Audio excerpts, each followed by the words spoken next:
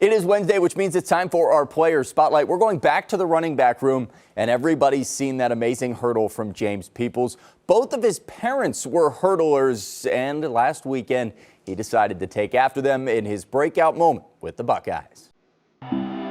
It's one of those plays you rewind, snapshot, and watch on repeat. Just instinctually, I just hurdled him, and I had to find a way to get in the end zone. And while it only counts for 6, this celebration means so much more for James Peoples. He stayed with it. He hasn't let anything get in the way and discourage him, which is great. And because of that, now he's starting to play his best football. He was the people's choice to be the lead running back this fall, but it hasn't always gone that way this season. I mean, just growth mentally, you know what I'm saying? This game comes with a lot of ups and downs, man. And being able to navigate through that and to put your best foot forward each Saturday, in and out, and even coming to practice and work every day. But Saturday night saw him turn that patience into payoff. I mean, I think just continue to build on it, you know what I'm saying? I mean, yeah, my confidence, you know what I'm saying? I'm so grateful for this.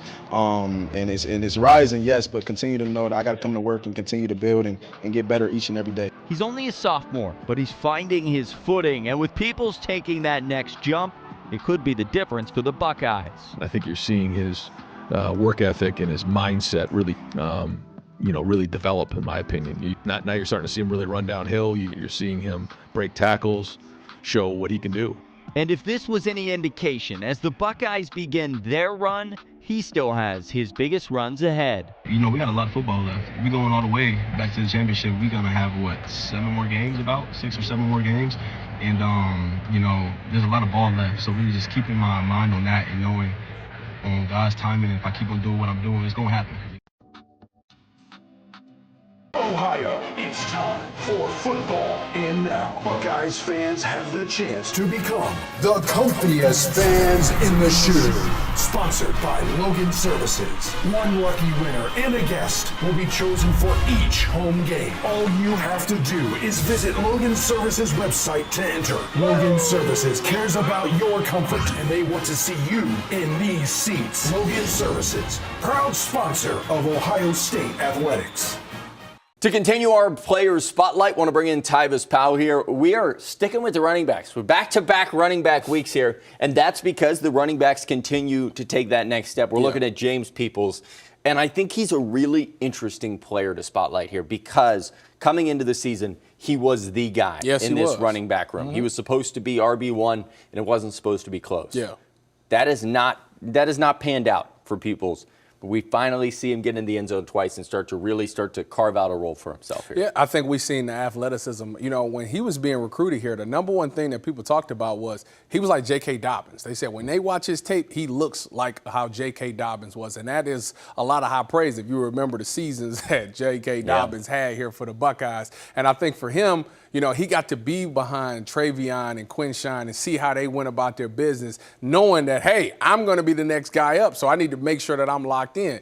And I think all of that pressure got to him in that first game. You didn't really see that spark. You didn't really see that burst. He really hasn't had that moment to where you're like, oh, yeah, this guy can definitely be RB1. And I think it's just been a whole lot of different factors that went into that. You know, sometimes the jump cut just didn't work. That was his favorite move. Sometimes that he just got hit in the backfield and the offensive line just didn't do a good job. But what he showed against UCLA is you give him a clean pocket, he can find the gap, and he got a little extra juice to him with the nice little hurdle that I didn't even know he had in his game. So he has that explosiveness that you want out of a running back, and he can get it done on the goal line as well. It's not often you see – I feel like I see people hurdle, and then they get like an extra 2 or 3 yards. Yeah, usually they hurdle and fall or get tackled. Exactly. Yeah. He hurdled and scored a touchdown. That'll live forever. People remember that play.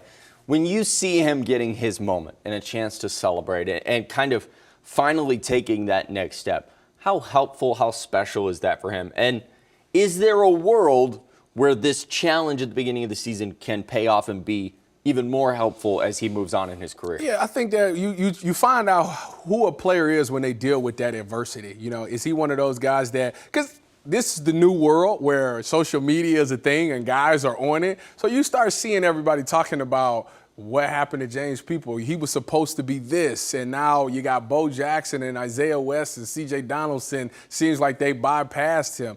And when you see things like that as a competitor, because that's what they are as competitors, How did he respond to that? Was he getting extra film? Was he going to the weight room and doing extra stuff? Was he getting extra work after practice? You know, those are things that we don't know. Only he knows and the coaching staff knows. But to me, it seems like it was a guy that wouldn't take no for an answer. He wouldn't take just being the third or fourth string running back as an answer. He wanted to find a way to make an impact. How can I get my name buzzing again? Well, C.J. Donaldson isn't playing this week, so that gives you an opportunity to show me something. And Carlos Loughlin is a guy who we don't talk about enough.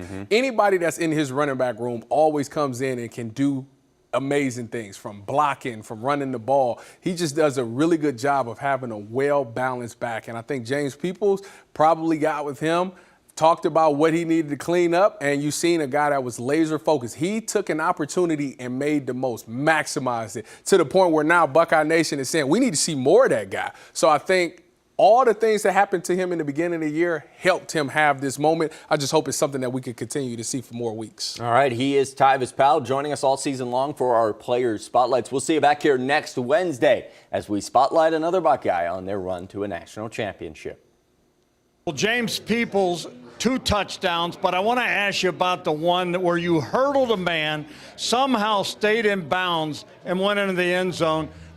Just talk that play, and you were not going to be denied, were you? No, I mean, I think just really when I saw that lane open and I saw how open it was, I really just hit it. And when I saw the safety there, you know, he went low, I went high, and it just instinctually I just hurdled him, and I had to find a way to get in the end zone. So that's all it was. So you just where did the hurdle idea come from? Just boom, you saw it. And I mean, it was not even something on my mind. Like if I could have told you before the play I was gonna hurdle, I would not have told you. Like it was the last thing I was thinking about. But when I saw him go low, I just was like, okay, I guess I gotta go over him, and that's how that happened.